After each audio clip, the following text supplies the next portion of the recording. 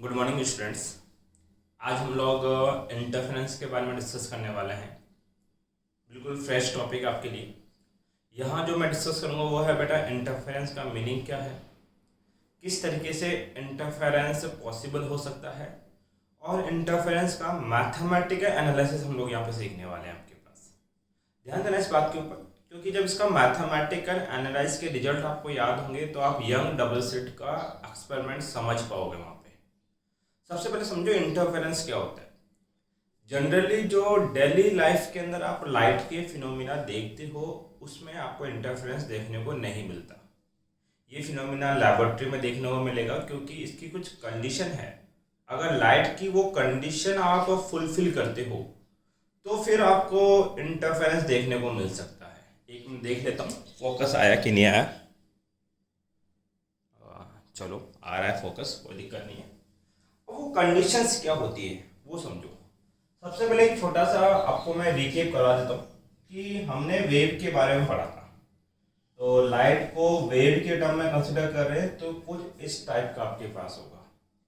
इस वेव के जो अपर वाला ये शेप है इसको हमने बोला था बेटा क्रस्ट, और नीचे वाले को हमने बोला था ट्रफ। ये क्रस्ट है और ये ट्रफ है आपके पास। ये जो इसका मैक्सिमम वैल्यू जाता है called amplitude of the wave. ये एम्पलीट्यूड हो गया। यहां पर हमने बोला कि आप ऐसा करो, दो वेव लो। तो सर जी ले लेते हैं दो वेव, यहां ले लेता हूं मैं। ये मेरा पहला वेव है और ये मेरा दूसरा वेव है। दोनों वेव का फेज डिफरेंस या तो जीरो हो, जैसे कि ये भी जीरो से स्टार्ट हुआ तो ये भी जीरो से स्टार्ट हुआ। जब ये मैक्सिमम पे गया तो दूसरा वेव भी मैक्सिमम पे गया। जब पहली वेव अगेन जीरो हुई तो दूसरी वेव भी अगेन क्या हो गई, जीरो। मतलब दोनों वेव साथ साथ चल रही। तो इन दोनों वेव के बीच का फेज डिफरेंस कितना होना चाहिए, जीरो। फेज डिफरेंस को हम रिप्रेजेंट करेंगे फाई से, वो जीरो है। या फिर जो फेज डिफरेंस हो वो टाइम के रेस्पेक्ट में कांस्टेंट होना चाहिए। कांस्टेंट कैसे सर, ध्यान दो इधर। मान लो ये पहली वेव ऊपर वाली और नीचे वाली दूसरी वेव है। तो ये इसका जीरो है, ये पाई है, ये 2 पाई, ये 3 पाई, ये 4 पाई। ये इसका जीरो है, ये इसका पाई है, ये इसका 2 पाई, ये इसका 3 पाई। अब ये दो ऐसी वेव है जिनका फेज डिफरेंस टाइम के रेस्पेक्ट में कांस्टेंट होगा। इसका मतलब ये है कि जब पहली वेव पाई चल चुकी होगी तो दूसरी वेव जीरो पे होगी। जब पहली वेव 2 पाई का खत्म कर चुकी होगी तो दूसरी वेव ने अपना पाई फेज कंप्लीट किया होगा आपके पास। इसका मतलब कि पहली वेव हमेशा इससे कितना फेज आगे होगी, पाई फेज। जैसे इस पॉइंट की बात करें तो ये पाई कवर कर चुकी है जबकि जीरो है, तो डिफरेंस कितने का हो गया, पाई माइनस जीरो, पाई का। फिर ये अपना 2 पाई फिनिश कर चुकी है और ये पाई पे पहुंचा है, 2 पाई माइनस पाई फिर से कितने का, पाई का। फिर ये अपना 3 पाई कंप्लीट कर चुकी होगी और ये 2 पाई पे पहुंचेगी। तो 3 पाई माइनस पाई कितने का हो गया बेटा आपके पास, पाई का डिफरेंस। तो ये है एक फेज डिफरेंस जो टाइम के रेस्पेक्ट में हमेशा कांस्टेंट रहेगा। तो आपको दो ऐसी वेव चाहिए जो वेव का फेज डिफरेंस या तो कितना हो बेटा, जीरो, या उनका फेज डिफरेंस टाइम के रेस्पेक्ट में क्या हो, कांस्टेंट। वो दोनों बातें बता चुका हूं मैं, इनका मतलब क्या होता है दिमाग में रखना। पहली कंडीशन तो ये है आपके पास जो चाहिए हमें। दूसरी कंडीशन ये होनी चाहिए कि दोनों वेव की frequency must be same. That mean अगर मान लो ये पहला वेव है 1 2 3 4 और ये दूसरा वेव है 1 2 3 4, ये अगर मान लो यहां से यहां जाने में जो टाइम लगता है वो है 1 सेकंड का, तो हम कहेंगे कि जो फर्स्ट वेव है वो 1 सेकंड में 1 साइकिल, 2 साइकिल और 3 साइकिल पूरा करती है। तो सेकंड वेव भी उसी 1 सेकंड के अंदर अपने 3 साइकिल क्या करती है बेटा, कंप्लीट करती है। तो जब दोनों की फ्रीक्वेंसी सेम होगी, तो हमने बोला दोनों की फ्रीक्वेंसी क्या है, सेम। जब ऐसा होता है तो यहाँ पे दो फिनोमिना परफॉर्म हो सकते हैं। पहला फिनोमिना क्या हो सकता है, समझो। फर्स्ट ऐसा हो सकता है कि ये फर्स्ट वेव हो मेरी और ये सेकंड वेव हो, ये दोनों वेव आगे जाके एक दूसरे पे सुपरपोज हो, एक दूसरे पे इंसिडेंट हो, एक दूसरे पे गिरे, तो होगा क्या कि जब पहले का क्रस्ट गिरेगा तो दूसरे का भी क्रस्ट गिरेगा, दोनों के क्रस्ट एक साथ फोल्ड करेंगे। जब पहले का ट्रफ आएगा उसी टाइम पे दूसरे का ट्रफ भी उसी पॉइंट पे आएगा। तो इस कंडीशन पे क्या होगा कि आपके पास जो रिजल्टेंट वेव मिलेगी उसकी एम्पलीट्यूड या इंटेंसिटी बढ़ चुकी होगी। ये एम्पलीट्यूड क्या हो जाएगा, बढ़ जाएगा, क्योंकि इसका एम्पलीट्यूड भी जुड़ेगा, इसका एम्पलीट्यूड भी जुड़ेगा, रिजल्टेंट का एम्पलीट्यूड बढ़ जाएगा। इसका मतलब इंटेंसिटी क्या हो जाएगी, इंक्रीज। या फिर ऐसी पॉसिबिलिटी भी हो सकती है कि पहली वेव ऐसे हो और दूसरी वेव जस्ट अपोजिट नेचर की हो, जस्ट अपोजिट। जब पहले का क्रस्ट आता हो तो उसी टाइम पे दूसरे का ट्रफ फॉल करेगा। क्रस्ट का मैग्नीट्यूड पॉजिटिव है और ट्रफ का मैग्नीट्यूड कैसा है, नेगेटिव। एक दूसरे को कैंसिल कर देंगे, रिजल्टेंट कुछ नहीं मिलने वाला, जीरो मिलेगा। फिर क्या होगा, जब पहले का ट्रफ फॉल करेगा तो दूसरे का क्रस्ट होगा, ये भी एक दूसरे को क्या कर देंगे बेटा, कैंसिल आउट। ये कर दिया इन्होंने कैंसिल आउट। इसका मतलब यहाँ रिजल्टेंट वेव की इंटेंसिटी कितनी है, जीरो, और यहाँ पे रिजल्टेंट वेव की इंटेंसिटी कितनी है, मैक्सिमम। जीरो को मैं मिनिमम भी लिख सकता हूँ कि ये मिनिमम है आपके पास। अब देखो ये फिनोमेना लाइट में कैसे देखने को मिलेगा। अगर आपके पास दो ऐसी वेव हैं जिनका फेज डिफरेंस टाइम के रेस्पेक्ट में कांस्टेंट है, जिनकी फ्रीक्वेंसी आपके पास क्या है, सेम है, और जिन दो वेव का एम्पलीट्यूड भी अप्रोक्सीमेट सेम हो, तो ऐसे वेव को बोला जाता है बेटा कोहेरेंट वेव। क्या नाम देते हैं, कोहेरेंट। कई बार आपसे केवल कोहेरेंट की डेफिनेशन पूछ लेगा। तो कोहेरेंट की प्रॉपर्टी होने का मतलब क्या है, फेज डिफरेंस या तो जीरो हो दो वेव के बीच में, या टाइम के रेस्पेक्ट में क्या हो, कांस्टेंट, या इनकी फ्रीक्वेंसी सेम हो और उनका एम्पलीट्यूड अप्रोक्सीमेट क्या हो, इक्वल हो। तो ऐसी वेव को क्या बोला जाता है, कोहेरेंट। कोहेरेंट का अपोजिट होता है इनकोहेरेंट। इनकोहेरेंट वेव क्या, दो वेव जिनका फेज डिफरेंस टाइम के रेस्पेक्ट में चेंज होता हो, फ्रीक्वेंसी नॉट सेम और amplitude not equal, are called incoherent waves. ठीक है। अब देखो मैंने बताया कि प्रैक्टिकल में ये चीज कैसे देखने को मिलेगी आपको। रियल लाइफ में इसका इम्पैक्ट देखने को नहीं मिलता, प्रैक्टिकल में लेबोरेटरी में ऐसा किया जा सकता है। होता क्या है कि दो कोहेरेंट लाइट ली जाती है, मतलब मैंने दो ऐसे सोर्स लिए लाइट के जिनका फेज डिफरेंस सेम है, जिनकी फ्रीक्वेंसी सेम है और जिनका एम्पलीट्यूड सेम है। फिर क्या करता हूँ, जैसे मान लो ये मेरी फर्स्ट लाइट है, फर्स्ट लाइट को मैं यहाँ डालता हूँ, यहाँ पे मुझे लाइट का एक स्पॉट मिलेगा शाइन करता हुआ। ठीक है। अब फर्स्ट लाइट को हटा दो, सेकंड लाइट को यहाँ डालो, सेकंड लाइट भी यहाँ गिरेगी, फिर से एक लाइट का स्पॉट मिलेगा। अगर मान लो कि मैं दोनों लाइट को एक साथ डालता हूँ तो देखता हूँ कि कई बार तो यहाँ पे लाइट की इंटेंसिटी बढ़ जाती है, मतलब ज़्यादा लाइट हमें यहाँ पे गेन होती है। लेकिन कई बार ऐसा भी होता है कि मैं पहली लाइट डाल रहा हूँ, लाइट मिल रही है, दूसरी लाइट डाल रहा हूँ, लाइट मिल रही है, लेकिन जब दोनों लाइट को एक साथ डाल रहा हूँ और ये वाली सिचुएशन अगर ऑब्टेन हो रही है तो देखता हूँ यहाँ पे डार्क स्पॉट है, अंधेरा है, कुछ दिखाई नहीं पड़ता। इसका मतलब कि दो लाइट होने के बावजूद यहाँ पे डार्क स्पॉट होता है, इंटेंसिटी मिनिमम होती है। तो हमने बोला कि इस पॉइंट पे इंटेंसिटी मैक्सिमम भी हो सकती है और मिनिमम भी हो सकती है। लाइट का ये जो फिनोमेना आपको देखने को मिलेगा, दैट इज कॉल्ड इंटरफेरेंस। इसी को इंटरफेरेंस बोला जाता है। तो इंटरफेरेंस क्या होता है, when two light wave of same frequency, कितनी वेव होनी ही चाहिए, दो, दोनों की फ्रीक्वेंसी क्या होनी चाहिए, सेम, हैविंग जीरो या कांस्टेंट फेज डिफरेंस, या तो दोनों वेव के बीच का फेज डिफरेंस जीरो हो, या अगर फेज डिफरेंस हो तो वो हर बार टाइम के रेस्पेक्ट में कांस्टेंट रहना चाहिए। Travelling in the same direction, ये सेम डायरेक्शन में क्या करनी चाहिए, ट्रेवल करनी चाहिए दोनों wave.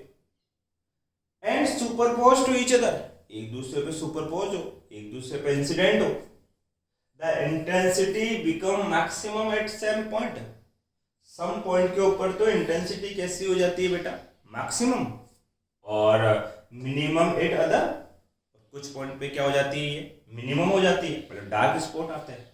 This phenomena is called interference, इसी फिनोमिना को क्या बोला जाता है बेटा, इंटरफेरेंस। एक मिनट,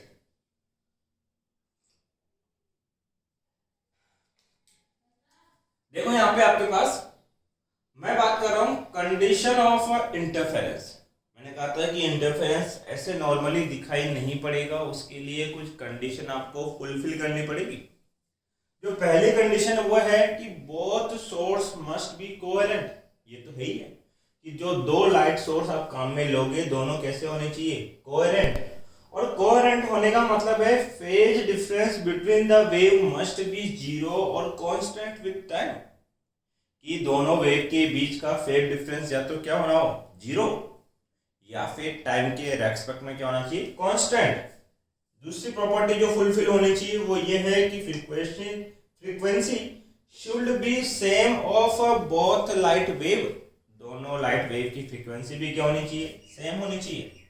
थर्ड प्रॉपर्टी है both coherent source should be placed very close to each other, जिन दो लाइट सोर्स को आप रखोगे इंटरफेरेंस के लिए वो दोनों एक दूसरे के बहुत पास होना चाहिए। और जब यंग डबल स्लिट का एक्सपेरिमेंट पढ़ोगे तो देखोगे कि ये दोनों सोर्स एक दूसरे से कुछ मिलीमीटर डिस्टेंस पे रखे होते हैं, मतलब very close to each other होते हैं आपके पास।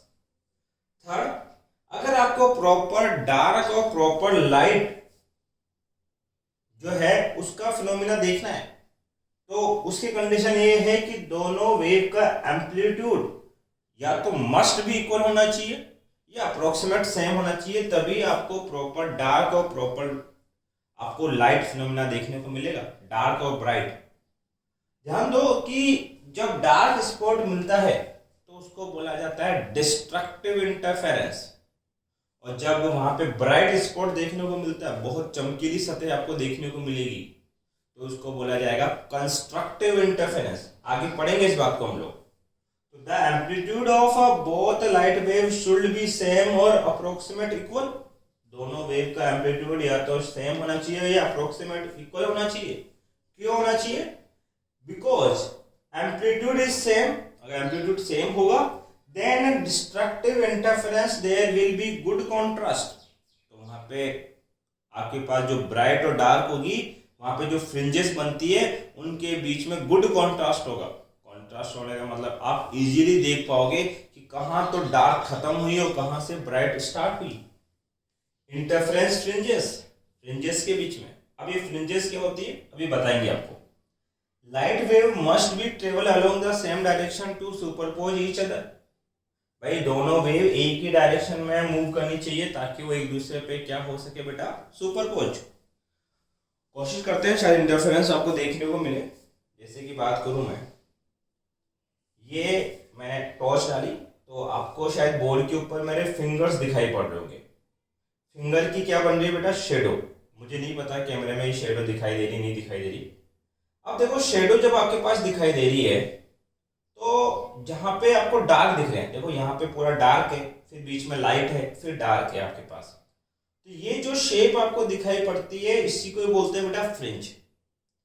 वहां पे कैसा होगा कि वहां पे लाइट दिखेगी, फिर आपको डार्क दिखेगा, फिर लाइट दिखेगी, फिर डार्क दिखेगा, तो इसको क्या बोला गया है बेटा, फ्रिंज बोला गया। तो ये फ्रिंजेस है आपके पास। तो ये तो इंटरफेरेंस की कुछ बातें हुई। एक बार इनको आप कॉपी करो, स्क्रीनशॉट लो इसका, फिर इसका हम लोग मैथमेटिकल एनालिसिस करते हैं।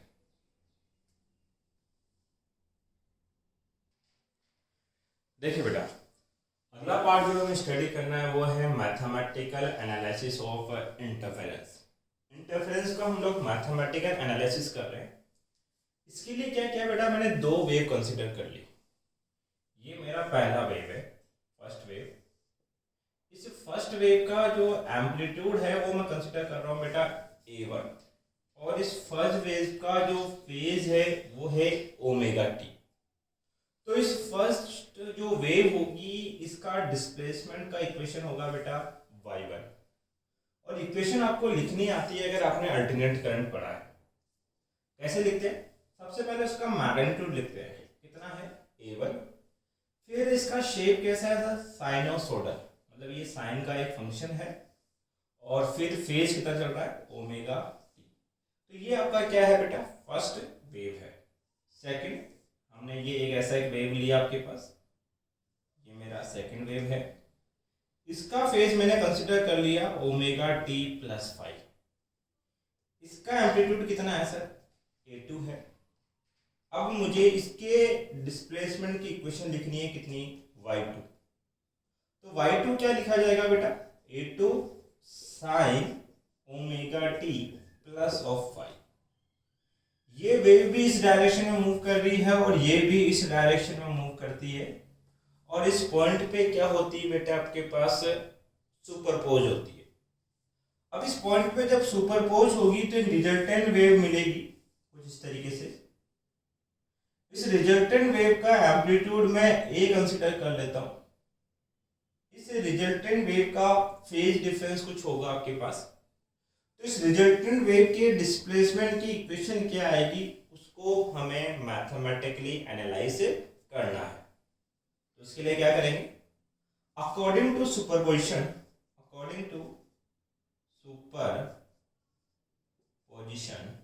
लॉ, जो सुपरपोजिशन लॉ है वो क्या कहता है कि जो रिजल्टेंट वेव का डिस्प्लेसमेंट होगा वो इन दोनों वेव के वेक्टर सम के क्या होगा सर?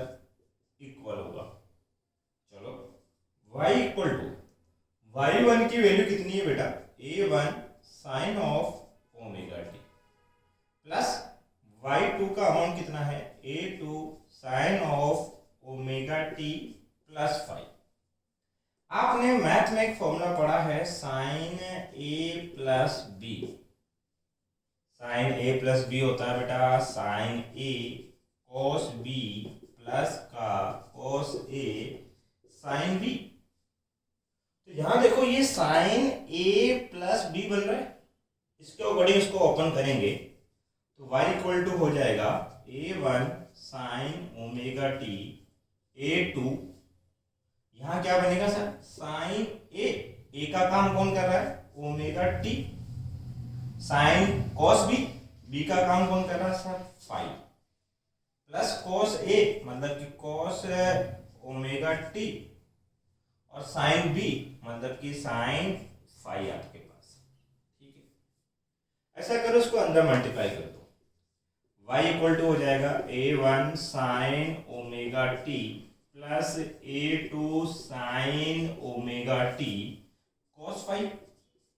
अब a2 इससे भी मल्टीप्लाई होगा, a2 cos omega t sine 5। ध्यान दो बेटा, यहाँ पे साइन ओमेगा टी इस टर्म में भी है और साइन ओमेगा टी इस टर्म में भी है। तो साइन ओमेगा टी को मैं क्या ले सकता हूँ बेटा? कॉमन। ठीक है, तो यहां से y इक्वल टू मैंने कॉमन क्या ले लिया? Sign omega T. दिख रहा होगा क्या? थोड़ा नीचे कर लेते हैं। y equal to sine omega t मैंने कॉमन ले लिया। साइन ओमेगा टी क्या ले लिया? कॉमन। तो इसके पास क्या बचा? केवल a1 प्लस इस बंदे के पास क्या बचा? a2 cos 5, a2 cos 5।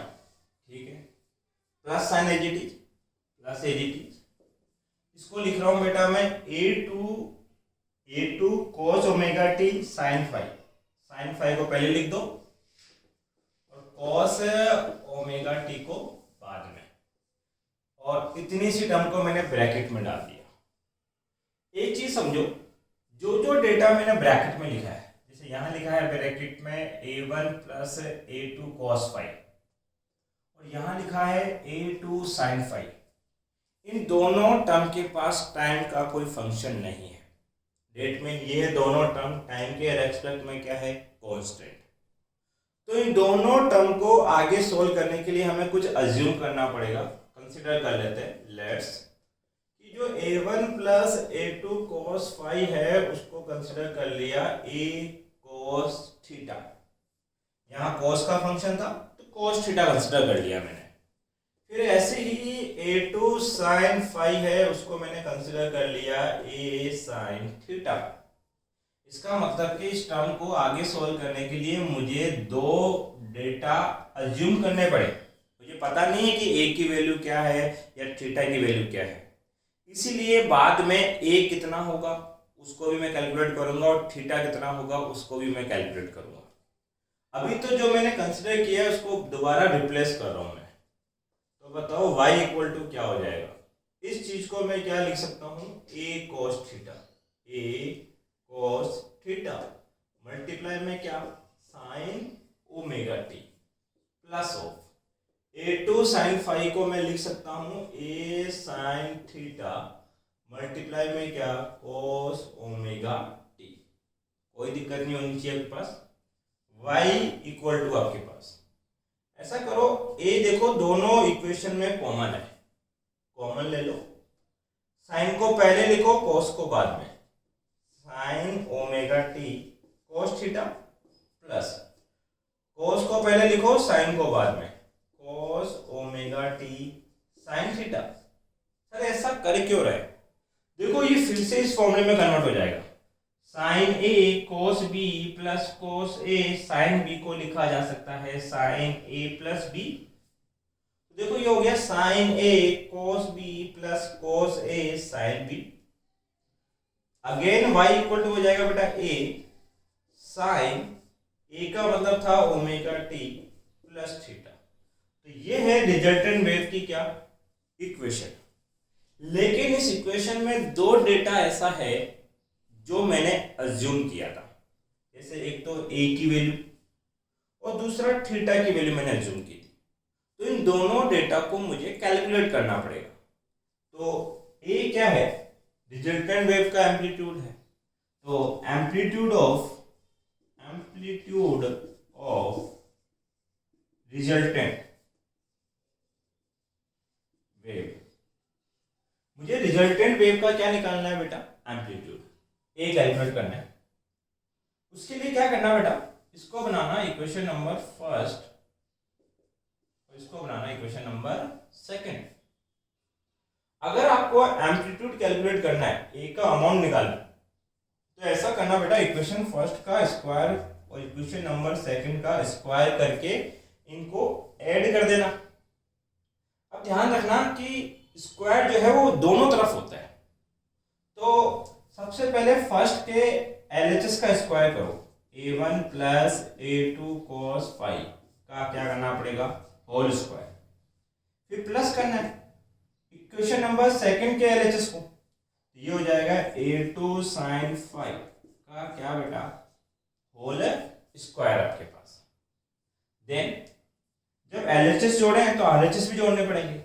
इधर स्क्वायर करोगे a cos थीटा का होल स्क्वायर और a sin थीटा है, थीटा sin थीटा का होल स्क्वायर।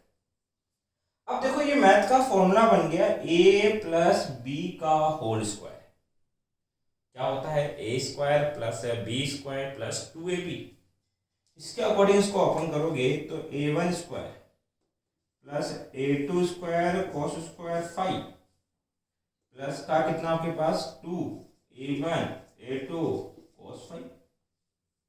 इसको ओपन करो बेटा, ये हो जाएगा a2 square sine square phi equal to a square cos square theta plus a square sine square theta. ध्यान दो बेटा, यहाँ पे a1 स्क्वायर तो एज इट इज, इस वाले टर्म में भी a2 स्क्वायर है और इस वाले टर्म में भी क्या है, a2 स्क्वायर है। तो a2 स्क्वायर दोनों में क्या आ जाएगा बेटा, कॉमन। तो a2 स्क्वायर कॉमन ले लो, यहाँ क्या बच गया cos स्क्वायर फाई प्लस यहाँ क्या बचा हुआ है साइन स्क्वायर फाई, और अभी क्या बची हुई term 2a1 a2 cos phi equal के उधर भी देखो बेटा a स्क्वायर दोनों में कॉमन है, a स्क्वायर बाहर लेंगे cos square theta plus of sine square theta. आपको पता है कि cos square plus sine square कितना होता है, 1 होता है मैथमेटिकली। तो यहाँ क्या होगा, a1 स्क्वायर, ये हो गया a2 स्क्वायर क्योंकि ये तो 1 हो गया, प्लस में कितना 2a1 a2 cos 5, 2a1 a2 क्या cos 5 इक्वल टू, ये भी 1 हो गया, क्या बचा बेटा a स्क्वायर। इक्वेशन नंबर 3 दिखाई पड़ रहा है क्या यहाँ तक? शिट, नहीं दिखा है, कहाँ तक दिखा है, फर्स्ट सेकेंड। चलो दोबारा करते हैं, डेटा लिखने की आदत। होल्ड, ऐसा करो, यहाँ तक का screenshot low, amplitude of resultant wave फिर से निकालना सिखाऊंगा। देखो मैंने क्या लिखा था, इस वाली टर्म में भी बेटा a2 स्क्वायर है और इसमें भी क्या है a2 स्क्वायर, क्या है कॉमन है, तो a2 स्क्वायर मैंने कॉमन ले लिया, यहाँ बच गया cos स्क्वायर 5 और यहाँ से बचा क्या साइन स्क्वायर 5, प्लस में क्या चल रहा है 2a1 a2 cos 5, 2a1 a2 cos 5 equal के उधर देखो, इसके पास भी a स्क्वायर है, इसके पास भी a स्क्वायर है, a स्क्वायर कॉमन ले लो, cos square theta plus sign square theta. आपको पता है कि sine square plus cos square कितना होता है 1, तो ये पूरी टर्म तो 1 हो जाएगी, क्या बचेगा a1 square plus a2 square, बाद में 2a1 a2 cos 5, ये भी 1 हो जाएगा, क्या बचेगा बेटा a स्क्वायर। इसको बना लिया इक्वेशन नंबर 3। देखिए बेटा, ये जो इक्वेशन नंबर 3 है, यहां से मैं एम्पलीट्यूड निकालना चाहता हूं, तो इसका स्क्वायर उधर भेजूंगा तो क्या हो जाएगा बेटा अंडर रूट, तो under root of a1 square plus a2 square plus 2a1 a2 cos 5, ये मेरे रिजल्टेंट वेव का क्या आ गया बेटा एम्पलीट्यूड। ठीक है, नेक्स्ट हमने और क्या चूज किया था सर, एंगल थीटा, तो हम बोलेंगे sir phase angle theta calculate करना है। उसके लिए क्या करो बेटा, इक्वेशन नंबर 2 का डिवाइड कर दो किसमें, फर्स्ट में, इक्वेशन नंबर 2, मैंने वीडियो ऑन तो किया ना, हाँ ठीक है। इक्वेशन नंबर 2 का डिवाइड कर रहा हूँ फर्स्ट में, तो डिवाइड कैसे करेंगे, LHS का LHS में और RHS का RHS में। इक्वेशन नंबर 2 लिखो, a sin theta equal to क्या है a2 sin 5, क्लियर।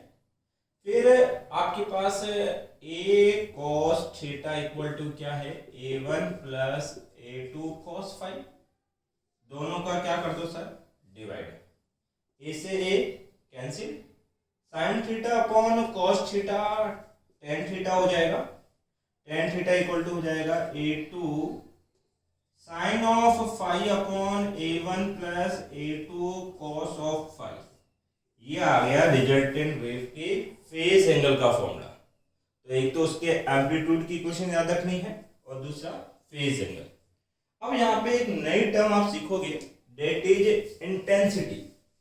ध्यान देना आप बेटा आप लोग कि इंटेंसिटी कैसे कैलकुलेट की जाती है आपके पास। तो आपने 11th में जो साउंड वेव पढ़ी होगी, हम बात कर रहे हैं बेटा रिजल्टेंट वेव इंटेंसिटी के बारे में। एक मिनट होल्ड। देखिए बेटा, हम बात कर रहे हैं रिजल्टेंट वेव इंटेंसिटी के बारे में। तो आपने साउंड वेव में ये पढ़ा था कि जो इंटेंसिटी होती है, कौन होती है बेटा इंटेंसिटी, वो एम्पलीट्यूड के स्क्वायर के डायरेक्टली क्या होता है प्रोपोर्शनल होता है। तो यहाँ पे मेरे पास कितनी वेव है सर, दो तो वेव है और इनके सुपरपोज की वजह से क्या मिली रिजल्टेंट वेव। तो टोटल कितनी वेव हो गई, 3 वेव। पहली वेव का एम्पलीट्यूड कितना a1 और इसकी इंटेंसिटी मान लो कितनी होगी i1। दूसरी वेव का एम्पलीट्यूड कितना a2, इसकी इंटेंसिटी कितनी होगी i2। और रिजल्टेंट वेव का एम्पलीट्यूड कितना है a और इसकी इंटेंसिटी कितनी मान लेते हैं बेटा i। मुझे एक फॉर्मूला ड्राइव करना है जो रिजल्टेंट वेव की इंटेंसिटी का फर्स्ट और सेकंड वेव के इंटेंसिटी के साथ इंटर रिलेट करता हूं। तो उसके लिए फॉर्मूला कैसा आएगा ध्यान देना आपके पास। तो हमने बोला फॉर फर्स्ट वेव, और फर्स्ट वेव की जब मैं बात करूंगा आपके पास, तो फर्स्ट वेव की इंटेंसिटी है I1 और उसका एम्पलीट्यूड है A1। तो I1 प्रोपोर्शनल टू होगा A1 के स्क्वायर के। प्रोपोर्शनल का साइन हटाएंगे बेटा, कांस्टेंट आएगा कि A1 स्क्वायर। और एक बार ऐसा करो, बोथ साइड अंडर रूट लेके देखो।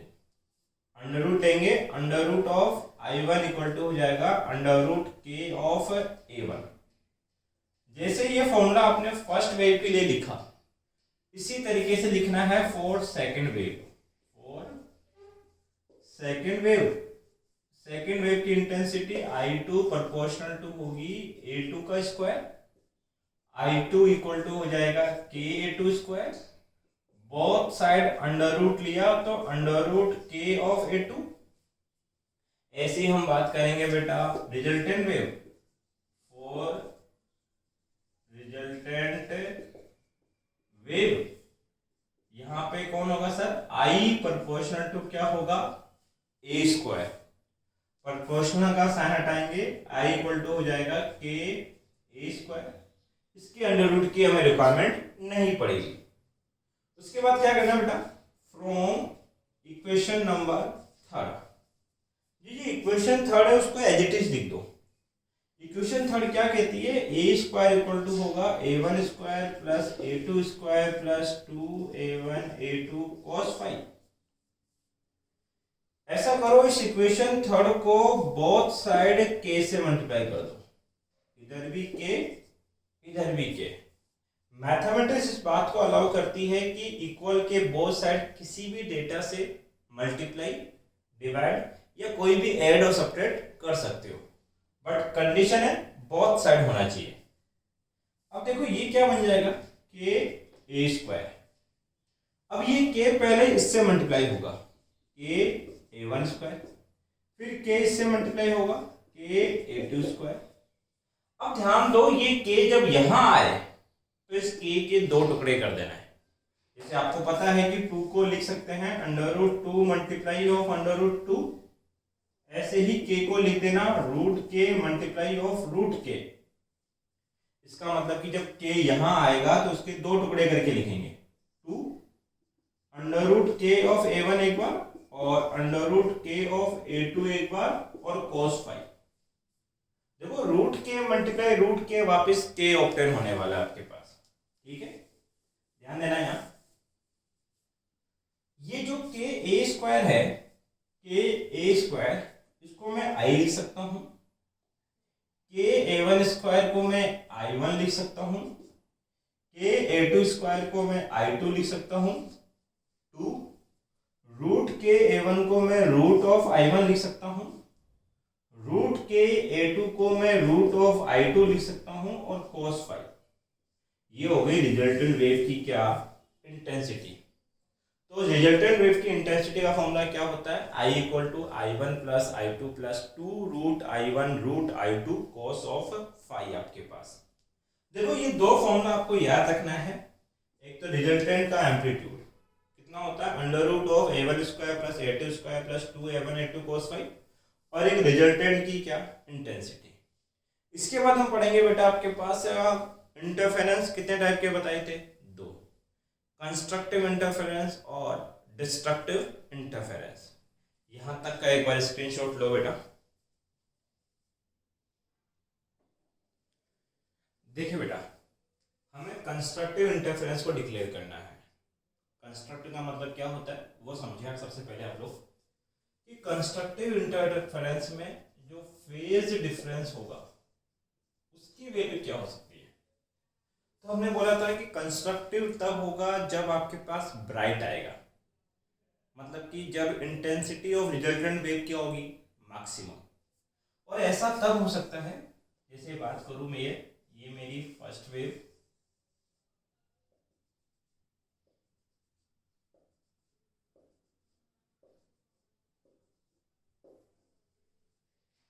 ये मेरी सेकेंड वेव,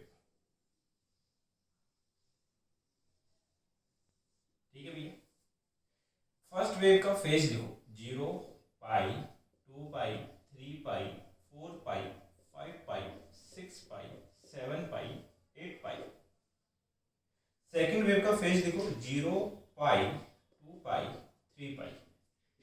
देखो जब दो वेव फर्स्ट और सेकेंड वेव के बीच का फेज डिफरेंस कितने का हो, 0 का, 0 minus 0 0, pi minus pi 0, 2 pi minus 2 पाई 0।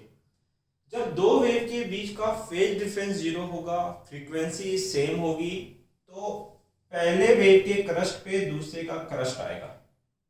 जब ऐसा होता है तो रिजल्टेंट का क्रस्ट बढ़ जाता है, या पहले के ट्रफ पे दूसरे का ट्रफ फॉल करेगा, रिजल्टेंट का ट्रफ भी बढ़ जाएगा। इसका मतलब रिजल्टेंट का एम्पलीट्यूड भी बढ़ेगा और रिजल्टेंट की इंटेंसिटी भी बढ़ेगी। तो जब रिजल्टेंट का एम्पलीट्यूड भी बढ़ता हो, रिजल्टेंट की इंटेंसिटी भी बढ़ती हो, कॉल्ड कंस्ट्रक्टिव इंटरफेरेंस। तो कंस्ट्रक्टिव इंटरफेरेंस दो वेव के बीच में तब देखने को मिलेगा जब फेज डिफरेंस कितने का हो, 0 का, ठीक है। और कब देखने को मिल सकता है, और तब देखने को मिल सकता है जब दो वेव के बीच का फेज डिफरेंस, जैसे कि ये दूसरी वेव मान लो यहां से स्टार्ट हो रही 0 पाई 2 पाई 3 पाई, तो ये तो पहली वेव है और ये दूसरी वेव है। अभी देखो पहले वेव के क्रस्ट पे दूसरे का क्रस्ट है, पहले के ट्रफ पे दूसरे का ट्रफ है, पहले के क्रस्ट पे दूसरे का क्रस्ट है, पहले के ट्रफ पे दूसरे का ट्रफ है। फेज डिफरेंस कैसा होगा सर आपके पास, पहली वेव कितना चल चुकी है 2 पाई और दूसरी वेव कितना 0, तो डिफरेंस कितने का है 2 पाई माइनस 0 2 पाई का, फिर 3 पाई माइनस पाई 2 पाई का, 4 पाई माइनस 2 पाई फिर 2 पाई का। इसका मतलब दो वेव के बीच में फेज डिफरेंस जब 2 पाई का रहेगा तब भी कंस्ट्रक्टिव इंटरफेरेंस देखने को मिलेगा, मतलब अगला कितने का होगा 2 पाई का। उसके बाद ऐसा अगला कंस्ट्रक्टिव इंटरफेरेंस कब देखने को मिल सकता है, 0 पाई 2 पाई 3 पाई। क्रस्ट पे क्रस्ट फोल्ड हो रहा है, ट्रफ पे ट्रफ है, क्रस्ट पे क्रस्ट, ट्रफ पे ट्रफ। इसका मतलब कि इस बार फेज डिफरेंस कितने का है 4 पाई का, 4 पाई माइनस 0 4 पाई, 5 पाई माइनस पाई 4 पाई। इसका मतलब अगला कितना होगा 4 पाई। इसका मतलब सीरीज जो है वो ऐसे चलेगी 0 2 पाई 4 पाई 6 पाई 8 पाई डेड डेड डैश 2n ऑफ पाई, जहां n की वैल्यू होनी चाहिए 0 1 2 3, इस तरीके से आपके पास। तो यहाँ पे आपको क्या देखने को मिलता है बेटा, फेज डिफरेंस जब इतना हो तो वहां पे क्या होता है कंस्ट्रक्टिव इंटरफेरेंस। तो कंस्ट्रक्टिव इंटरफेरेंस होगा तो वहां पे cos फाई की वैल्यू क्या होगी सर, cos 0 1 होता है, cos 2 पाई भी 1 होता है, cos 2n पाई भी कितना होता है 1। एक होता है बेटा पाथ डिफरेंस, कौन, पाथ डिफरेंस, जिसको हम लोग डेल से रिप्रेजेंट करते हैं, कई बुक में इसको पी से भी लिखा जाता है आपके पास। पहले समझो पाथ डिफरेंस क्या होता है, फिर मैं पाथ डिफरेंस के लिए आपको एक फॉर्मूला दूंगा। आपको पता है कि हम लोग वेव नेचर की बात कर रहे हैं, तो यहां पर आपके पास वेव लेंथ होगी। जैसे एक बात करो, मान लो ये दो कारें हैं, ये दोनों कारें सेम पॉइंट से चलना शुरू करती है और सेम स्पीड से, इसकी स्पीड भी 20 किलोमीटर पर आवर, इसकी भी 20 किलोमीटर पर आवर। तो अभी इन दोनों के बीच में पाथ डिफरेंस कितने का है 0 का। 1 घंटे बाद ये 20 किलोमीटर चल चुकी होगी और ये भी 20 किलोमीटर चल चुकी होगी, अभी भी इनके बीच का पाथ डिफरेंस कितने का होगा 0 का। तो पाथ डिफरेंस का मतलब क्या है कि जब दोनों सेम डिस्टेंस ट्रेवल करें, अगर उस डिस्टेंस में कुछ गैप आ रहा है तो वो होगा पाथ डिफरेंस। जैसे बात करते हैं कि ये मेरी पहली वेव है बेटा, फर्स्ट वेव, ठीक है, और फर्स्ट वेव का वेवलेंथ कैसे निकालोगे सर, ये इसका 0 है और अगेन 0 यहां आता है, यहां तक ये जितना लेंथ चलेगा उसको बोलेंगे इसकी वेव लेंथ। तो फिर ये वेवलेंथ कितनी की होगी, λ/2, ये भी कितना होगा λ/2, टोटल कितना चलेगा सर लैम्डा। चलो तो ये मेरा सेकंड वेव है।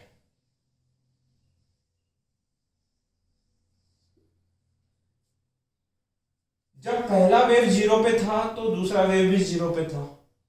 जब पहले वेव ने लैम्डा पाथ ट्रेवल किया तो दूसरे वेव ने भी लैम्डा पाथ ट्रेवल किया।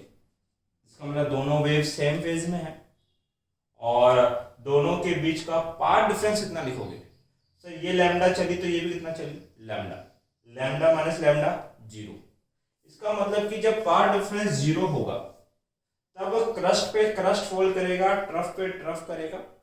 और जब ऐसा होता है तो कौन सा इंटरफेरेंस देखने को मिलता है, कंस्ट्रक्टिव, मतलब यहाँ कंस्ट्रक्टिव इंटरफेरेंस होगा। अगली बार कंस्ट्रक्टिव इंटरफेरेंस कब देखने को मिलेगा वो देखो सर, ये पहली वेव और ये दूसरी वेव, ये लैम्डा, फिर ये कितना होगा सर, फिर से लैम्डा, फिर अगला वाला ये कितना होगा सर लैम्डा। देखो पहली वेव एक लैम्डा चल चुकी है और दूसरी वेव चलना शुरू कर दी है, मतलब कितना चली है 0। तो इन दोनों के बीच में कितने पाथ का डिफरेंस आ गया सर, लैम्डा का डिफरेंस आ गया। जब पहली वेव और दूसरी वेव के बीच लैम्डा का डिफरेंस होगा तब क्रस्ट पे क्रस्ट फॉल करेगा, ट्रफ पे ट्रफ फॉल करेगा। मतलब कौन सा इंटरफेरेंस होगा, कंस्ट्रक्टिव। तो हमने बोला दूसरा क्या होना चाहिए सर, लैम्डा पाथ डिफरेंस होना चाहिए। फिर तीसरा कब हो सकता है, तो यहां से लेके यहां तक ये कितना हो गया टोटल, लैम्डा और लैम्डा कितना हो गया 2 लैम्डा। मतलब पहली वेव और दूसरी वेव के पाथ में कितने का डिफरेंस आ जाए 2 लैम्डा का। तब भी क्रस्ट पे क्रस्ट होगा, ट्रफ पे ट्रफ होगा, क्रस्ट पे क्रस्ट होगा। मतलब कंस्ट्रक्टिव इंटरफेरेंस होगा कब, जब 2 लैम्डा आएगा। अगली बार कितना आएगा 3 लैम्डा, 4 लैम्डा, डेड डेड डैश कितना n लैम्डा। तो यहां n की वैल्यू क्या होगी 0 1 2 3 डेड डैश आपके पास। तो इसका मतलब कि अगर दो वेव के बीच का फेज डिफरेंस 0 2 पाई 4 पाई 6 पाई और path difference 0 lambda 2 lambda 3 lambda रहा हो तो वहां पे दोनों वेव के बीच में कौन सा इंटरफेरेंस देखने को मिलता है, कंस्ट्रक्टिव। अब पाथ डिफरेंस और फेज डिफरेंस में एक रिलेशनशिप है। रिलेशनशिप ये है कि पाथ डिफरेंस इक्वल टू होता है बेटा lambda upon 2 pi multiply by phase difference. क्या होता है, फेज डिफरेंस। देखो निकाल सकते हो, पहला फेज डिफरेंस कितने का है 0 का, यहाँ 0 रखो, पूरी टर्म कितने हो जाएगी 0। डेट मीन पहला पाथ डिफरेंस 0 आएगा। फिर अगला फेज डिफरेंस कितने का है 2 पाई, यहाँ 2 पाई रखो, 2 पाई से 2 पाई कट जाएगा, क्या बचेगा लैम्डा। 2 पाई पे पाथ डिफरेंस कितने का होगा लैम्डा का। फिर यहाँ कितना रखो 2, अगला क्या है 4 पाई, 2 पाई से 4 पाई काटो कितनी बार 2 टाइम्स, 2 मल्टीप्लाई लैम्डा कितना हो जाएगा 2 लैम्डा। तो ये दोनों के बीच में क्या है बेटा रिलेशनशिप है। हमें क्या करना है कि जब कंस्ट्रक्टिव इंटरफेरेंस होगा तब आपके पास जो रिजल्टेंट वेव होगी उसका एम्पलीट्यूड कितना जाएगा और उसकी इंटेंसिटी कितनी जाएगी वो कैलकुलेट करनी है। तो रिजल्टेंट एम्पलीट्यूड, मैं रिजल्टेंट वेव के एम्पलीट्यूड की बात कर रहा हूं जिसका फॉर्मूला मैंने लिखा था a equal to under root of a1 square plus a2 square plus 2a1 a2 cos phi. हम कौन सा इंटरफेरेंस पढ़ रहे हैं बेटा कंस्ट्रक्टिव, और कंस्ट्रक्टिव में cos फाई की वैल्यू कितनी होती है 1। मतलब cos फाई की जगह मैं क्या रख दूंगा 1 under root of a1 square plus a2 square plus 2a1 a2। ये देखो मैथ का फॉर्मूला बन गया बेटा a square plus b square plus 2ab। तो इसको क्या लिखा जा सकता है under root of a1 plus a2 का होल स्क्वायर, होल स्क्वायर से अंडर रूट कट जाएगा तो a इक्वल टू हो जाएगा a1 प्लस a2। देखो जब दो वेव का एम्पलीट्यूड ऐड हो रहा है तो रिजल्टेंट का एम्पलीट्यूड मैक्स ही होगा। इसका मतलब कंस्ट्रक्टिव इंटरफेरेंस में एम्पलीट्यूड कैसा आता है मैक्सिमम आता है। अब हमें क्या निकालना है बेटा इंटेंसिटी ऑफ रिजल्टेंट वेव तो रिजल्टेंट वेव की इंटेंसिटी के लिए हमने फॉर्मूला निकाला था I equal to I1 plus I2 plus 2 root of I1 root of I2 of cos phi. हम क्या पढ़ रहे हैं बेटा, कंस्ट्रक्टिव इंटरफेरेंस, और कंस्ट्रक्टिव इंटरफेरेंस पे cos फाई कितना होगा 1। इसका मतलब कि I, क्या इस I1 को मैं लिख सकता हूं क्या, रूट I1 का होल स्क्वायर, आसानी से लिख सकते हो। स्क्वायर से अंडर रूट कट जाएगा, फिर से क्या बच जाएगा I1। दूसरे को लिख सकता हूं अंडर रूट I2 का क्या होल स्क्वायर प्लस का root of I1 root of I2, और कंस्ट्रक्टिव है तो cos फाई की जगह 1 आ गया। सिंपलीफाई करो इसको, ये बन गया a का स्क्वायर प्लस b का स्क्वायर प्लस 2ab। इसका मतलब ये है under root I1 plus under root of I2 का क्या होल स्क्वायर। भाई a square plus b square plus 2ab क्या होता है, a प्लस b का whole square, a plus b का होल स्क्वायर। इंटेंसिटीज क्या हो रही है, एड, इसका मतलब ये इंटेंसिटी कैसी होगी, मैक्स। तो जब आप कंस्ट्रक्टिव इंटरफेरेंस पढ़ते हो तो वहां पे एम्पलीट्यूड भी मैक्स होता है, तो इंटेंसिटी भी क्या होती है, मैक्स। अब कंस्ट्रक्टिव इंटरफेरेंस का डेफिनेशन क्या होगा, that is if the phase difference phi is the integral multiple of 2 pi। जो फेज डिफरेंस है वो 2 पाई का मल्टीपल होना चाहिए, and path difference del is the integer multiple of lambda. देखो इसको लिखो 2n पाई या 2 पाई मल्टीप्लाई n, कोई फर्क नहीं पड़ता। तो ये किसका, जो n है वो किसका मल्टीपल है, 2 पाई का, और n को बोलते हैं बेटा इंटीजर नंबर। तो जो फेज डिफरेंस होगा वो 2 पाई का इंटीजर मल्टीपल होगा, और पाथ डिफरेंस जो होगा वो लैम्डा का इंटीजर मल्टीपल होगा। तो integer multiple of lambda, then the resultant amplitude and intensity will be max. Resultant का एम्पलीट्यूड और इंटेंसिटी कैसी होगी, मैक्स होगी। This is the condition of constructive interference. ये किसकी कंडीशन है बेटा, कंस्ट्रक्टिव इंटरफेरेंस की। Copy date.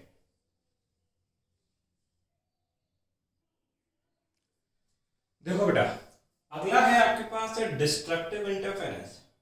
डिस्ट्रक्टिव इंटरफेरेंस कब होता है, जब आपको डार्क फ्रिंज ऑब्टेन होती है।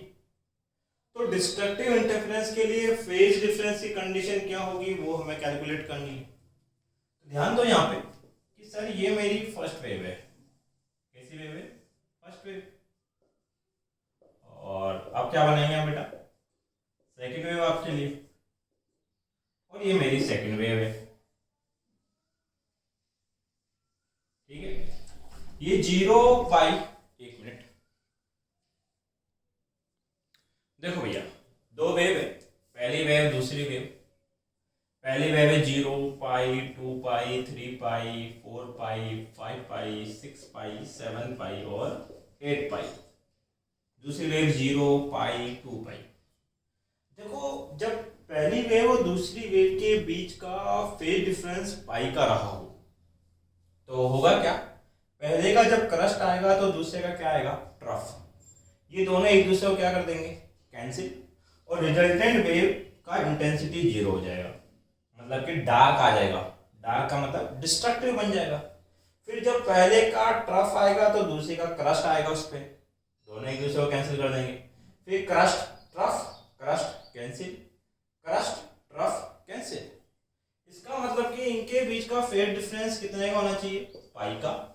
या फिर ऐसा अगली बार कब होगा दोबारा, जब फेज डिफरेंस कितने का हो, 3 पाई का। क्रस्ट ट्रफ पे क्रस्ट, क्रस्ट पे ट्रफ, फिर ट्रफ पे क्रस्ट आपके पास है, मतलब कि अगला फेज डिफरेंस कितने का हो, 3 पाई, फिर हो 5 पाई 7 पाई डेट डेट डेश। आपके पास ये हो जाएगा बेटा कितना, 2n प्लस 1 लैम्डा बाई 2। और ये प्लस माइनस दोनों हो सकता है, क्योंकि प्लस के लिए भी आपके पास जो है ओड नंबर मिलेगा और माइनस के लिए भी क्या मिलेगा बेटा, ओड नंबर। तो आपकी चाहो जिस थ्योरम से कर लेना, चाहे तो आप प्लस लगा के कर लो चाहे माइनस लगा के कर लो। ये क्या बन गया, फेज डिफरेंस। इसके लिए cos फाई की वैल्यू कितनी होगी, cos पाई -1 होता है, cos 3 पाई भी -1 होता है, cos 5 पाई भी कितना होता है, -1। ये -1। अब बात करते हैं बेटा क्या हम लोग पाथ डिफरेंस। तो पाथ डिफरेंस का मैंने फॉर्मूला बताया था, लैम्डा इक्वल टू होता है आपके पास del upon 2 pi of phase difference. अब हम डायरेक्ट निकाल लेंगे फॉर्मूला से। तो पहला पाथ डिफरेंस कितने का आएगा, पाई कितना रखोगे सर, पाई, पाई से पाई कट जाएगा लैम्डा बाई 2। फिर पाई की वैल्यू कितनी रखनी है, 3 पाई, पाई से पाई कट जाएगा 3/2 लैम्डा। फिर पाई की जगह 5 पाई, पाई से पाई कट जाएगा 5/2 lambda, 7/2 lambda dash dash dash 2n plus minus 1 lambda by 2 आपके पास। ये पार्ट डिफरेंस होगा डिस्ट्रक्टिव। अब इस कंस्ट्रक्टिव और डिस्ट्रक्टिव पार्ट डिफरेंस के अंदर आपके पास रिजल्टेंट वेव का एम्पलीट्यूड और रिजल्टेंट वेव का आपके पास जो इंटेंसिटी है वो कितनी होगी वो हमें कैलकुलेट करनी है। तो सबसे पहले हम निकालेंगे बेटा एम्पलीट्यूड ऑफ रिजल्टेंट वेव। जैसे बात करें आपके पास रिजल्टेंट वेव के एम्पलीट्यूड का फॉर्मूला क्या था बेटा, under root of a1 square plus a2 square plus 2a1 a2 cos phi. But हम डिस्ट्रक्टिव इंटरफेरेंस पढ़ रहे हैं जहां cos फाई की वैल्यू कितनी है, -1। cos फाई की जगह -1 रखोगे तो a इक्वल टू कितना ऑब्टेन होगा, a1 square plus a2 square, यहाँ -1 प्लस से मल्टीप्लाई होगा माइनस का 2a1 a2। ये मैथ का फॉर्मूला हो गया a square plus b square minus का 2ab, जो कितना होता है बेटा आपके पास a माइनस b का होल स्क्वायर। ये हो जाएगा a1 माइनस a2 का होल स्क्वायर, स्क्वायर से under root cancel, a equal to हो गया a1 माइनस a2। अगर एम्पलीट्यूड सब्ट्रैक्ट हो रहा है तो जो रिजल्टेंट एम्पलीट्यूड होगा वो कैसा होगा सर, मिनिमम। ऐसे ही intensity of resultant wave calculate करेंगे। रिजल्टेंट वेव की इंटेंसिटी का फॉर्मूला था आपके पास I equal to under root of क्या, सॉरी अंडर रूट नहीं था, फॉर्मूला क्या था, I1 plus I2 plus 2 root I1 root I2 cos phi. I equal to कितना, इसको लिख सकते हैं अंडर रूट I1 का whole square under root of I2 का होल स्क्वायर। हम पढ़ रहे हैं बेटा डिस्ट्रक्टिव इंटरफेरेंस जहां cos फाई की वैल्यू -1, यहाँ cos फाई की जगह -1 रखेंगे तो माइनस का 2 root I1 root I2। I equal to ये हो गया a square plus b square minus 2ab, मतलब ये होगा under root I1 minus under root I2 का होल स्क्वायर। ध्यान दो इंटेंसिटी सब्ट्रैक्ट हो रही है, मतलब रिजल्टेंट की इंटेंसिटी कैसी होगी, मिनिमम। तो डिस्ट्रक्टिव इंटरफेरेंस का डेफिनेशन क्या है, that is if the phase difference phi is odd multiple. देखो यहाँ n की वैल्यू क्या आएगी, 0 1 2 3 डेड डैश। देखो यहाँ पे पाई का पहले 1 मल्टीपल था, फिर 3 फिर 5 फिर 7 फिर 9। इसका मतलब कि जो फेज डिफरेंस है वो पाई का ओड मल्टीपल चलेगा, pi. And path difference del, path difference del जो है वो odd multiple of lambda by 2। देखो यहाँ लैम्डा बाई 2 का मल्टीपल कितना था, 1, फिर लैम्डा बाई 2 का मल्टीपल कितना हो गया, 3, फिर लैम्डा बाई 2 का मल्टीपल कितना हो गया, 5। Odd multiple of lambda by 2, then the resultant amplitude and intensity will be minimum। तो रिजल्टेंट का एम्पलीट्यूड और रिजल्टेंट की इंटेंसिटी कैसी आती है, minimum. This is called destructive, कौन है बेटा, डिस्ट्रक्टिव इंटरफेरेंस। ये डिस्ट्रक्टिव इंटरफेरेंस है, इसका स्क्रीनशॉट ले बेटा।